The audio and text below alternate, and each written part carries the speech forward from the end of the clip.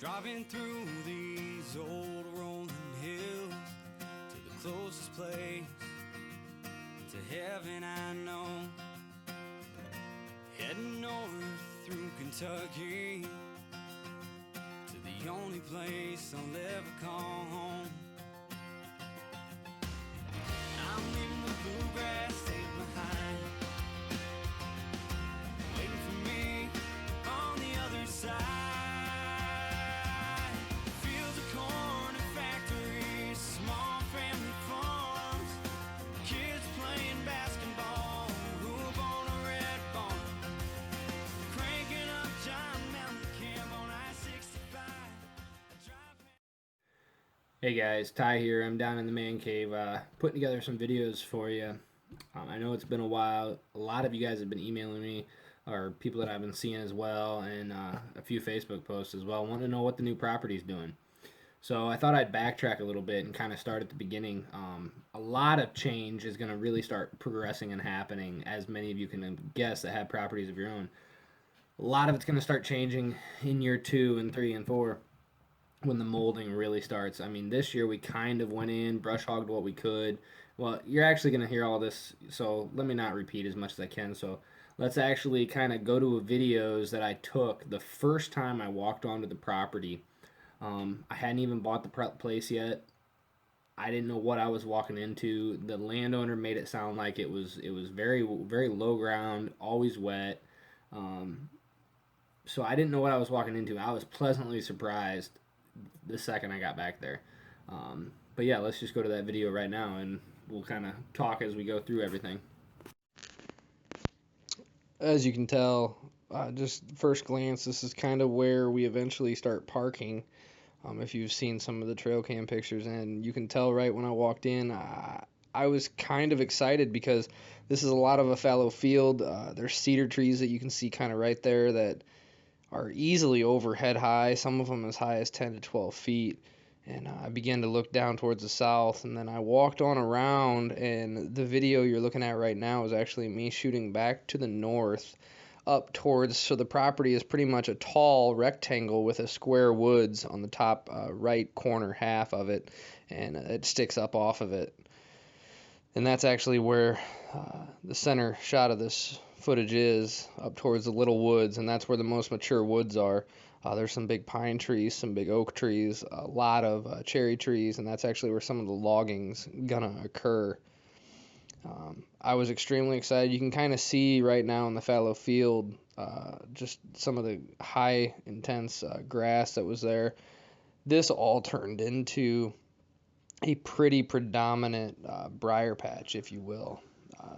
Tons of briars, and you'll notice as I pan over here to facing more of the west, there's a large clump of small saplings, which this actually turned out to be. As it greened up and I began to see the deer traffic through it and everything, it's a very active bedding area for certain deer. The pond's on that way. And now I'm actually panning down south. Those big trees there in the center of the shot are actually along the pond. And now I'm facing pretty much directly south at this point. And this is the big fallow field. This is the area of the property I've coined Bryce's Fields after my brother, who's unfortunately passed away before I was able to meet him. But that is where all the food sources are going to be. This is actually on down more to the south, but now I'm on the east side of things. And this is a tree line that runs along an old fence post that borders the property that I own and the neighboring property. And back that way, I'm pointing up towards the saplings that were up there that I was standing at, and kind of discussing how I kind of foresee this tree line being a great spot to set up some stands, especially if I can enter from the east, which is where I'm kind of facing right now. Now I'm panning back to the south, but there's some good trees up in here. I knew instantly with the scrape that you saw earlier in the footage that this line was very active, and I kind of saw this as a great spot to incorporate food sources that the deer will be likely to use throughout the entire year. Found some great rub sign this very first day, saplings that were just snapped like the one that you saw there. It was just a lot of sign and a lot of good sign. Sign that was kind of abnormal to what I was thinking was going to be there because of just the amount of, there's a road down to the south, there's a road to the west, there's a road eventually to the north. industrial development to the east. I was just pretty worried. Now this is actually me heading back up towards where the parking spots are. This is me looping down and around. So I've already looped down and around the pond, and I'm coming up back through out of the thick timber that's to the south, or mature timber, up into that fallow field that we first saw, where I said, hey, there's some cedar trees that are over your head high and stuff. And this is more of a bedding area. This has actually had a few more years than the other side to mature. A lot of sapling growth, a lot of cedar growth, just a lot more mature type bushes and shrubs and trees and such. And this is the area I'm going to turn into the sanctuary. This is where we're going to hopefully encourage over time a lot more bedding. I'm still actually, even presently as I'm making this video, trying to decide, even though we're all the way into August, what I'm going to do in the future. I didn't want to tackle this bedding area to try to see if there was anything I wanted to do to incorporate, if I wanted to till up and disc and try to get just natural forbs to grow up but kill the grass, if I want to try to plant some switchgrass, if I want to incorporate that or not. Let me interrupt right now and just kind of throw up a aerial map of the property. This kind of illustrates where we came in at in the video that I was illustrating and some of the pictures that you've seen. Obviously where we park, and then the video actually wrapped up and north of the pond. And the second video that you saw where I was facing north up towards the mature woods, you can see right here obviously that the mature woods are up in the northeast corner of the property. And the video is actually kind of looped in a big circle, so as you can imagine we moved towards the south central location of the eastern fallow fields, moved down and around, and then the final video actually was popping up from the south but on the west side of the pond heading back towards where we parked. So just to give you kind of an idea of the layout of the property. So, excuse me. So, as you can imagine, that first day, I really liked everything that I was seeing, and as you could tell, although in those videos, this was still very early on in the year. It was either late February or right into March. So there was still frost on everything, you could tell in the first video and everything, and there was no green up that happened. And I was kind of worried, actually, that it was going to be very open. But as you're going to tell as we went through the brush hogging process, a lot of this after green up, I mean, it just turned into an insanely thick thicket. Black raspberry bushes galore. We did locate and mark a lot of, we basically focused on north of the parking on the west side. We wanted to clear out an area where we were going to mow and maybe put in some food plots. That way they were right close to the bedding area, because we're going to predominantly make everything around the pond and to the south of the western fallow field. So the pond runs right down up and down the middle, if you didn't already figure that out. And it's about over 300 yards long, or roughly that.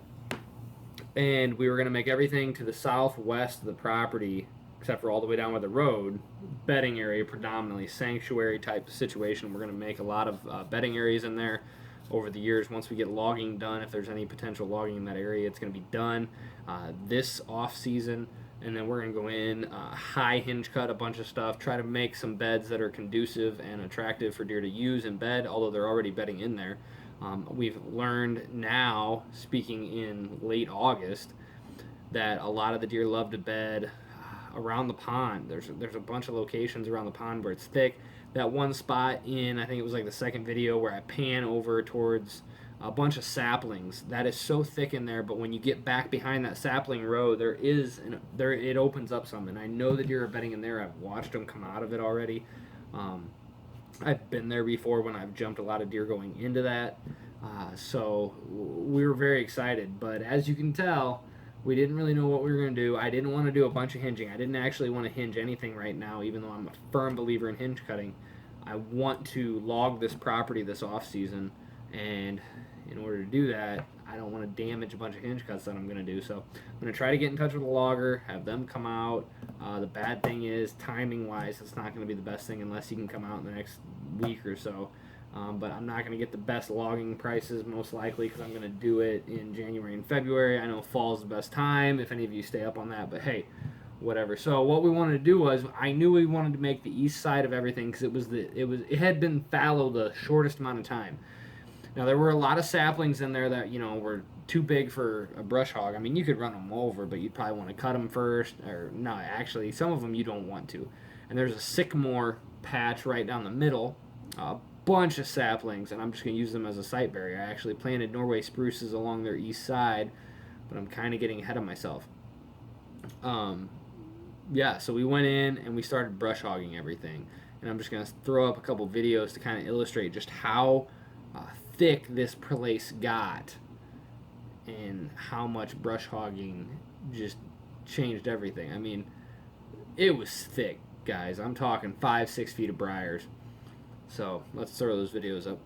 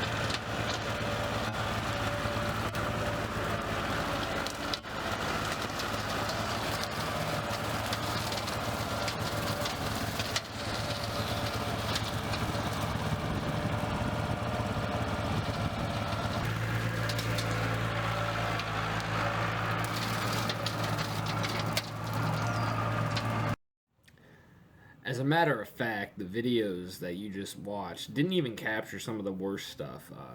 My dad grabbed the camera towards the end of our brush hogging, and then actually the footage that you see where he's actually on the tractor is actually over in the bedding area on the west side of the property. We actually went ahead and cut some trails down through there, and he kind of opened up an area in there, and I'm actually thinking about a portion of this large area I'm going to actually seed into clover and chicory in the future. The one thing that I'm a firm believer in is giving the deer kind of a small little pockets. And I mean, I'm probably only going to seed about maybe 1/8 of an acre here and maybe do another pocket elsewhere, but 1/8 of an acre somewhere else of just clover and chicory. But something that a buck can have during the season that will encourage them to bed here because there's water nearby and there's food. Even if they're rutting, they still have to feed. They still have to feed their bodies. Are they exerting and burning more calories than they're taking in? Sure, but they still have to feed. And for some reason, come the fall, chicory becomes a very, very sought after nutritional browse that bucks love. So I actually seeded a bunch of clover and chicory today up on above the bedding area on the west side of the pond, but I'm kind of getting ahead of myself. So this is the end of the first part of this video series, I guess, if you will, of the new property. The next video I'm going to start discussing some of the stand locations that I have picked out, that I've prepped, that I've hung, and will be hanging, and just kind of some of the stuff that we've done and some of the food plotting that we've done. We just did that about a week ago, around August 24th, 25th. So we've got brassicas out there. We've got a lot of cereal grains as far as winter rye, winter oats, and winter wheat. We've got even planted some soybeans, and that's the one thing I'm not hoping these soybeans produce pods. What I'm wanting is just that young, lush, 3 to 5 inch growth with some leaves, and I'm fine if the deer annihilate them. We've planted clover, chicory as well. There's some peas and some of the stuff that we planted, but yeah, so a lot of late season food that we got. A lot of the winter rye, winter wheat and stuff will help us fight weed growth next year and help us to just begin this cycle. And we're actually going to kind of discuss what we want to do moving forward, food plot wise, if we want to try to change some of the makeup of what we're doing and kind of let certain areas overgrow and maybe do more of a winding nature in some fashions or more of a large destination food plot type setting. So yeah, a lot of those things to come. So this is the end of the first video. Hopefully this has kind of illustrated to you a little bit of what we've done and a little bit about the new property. Still very young in the process, still a lot to learn about this place, to be honest with you. So this is Ty. God bless. Good luck out there.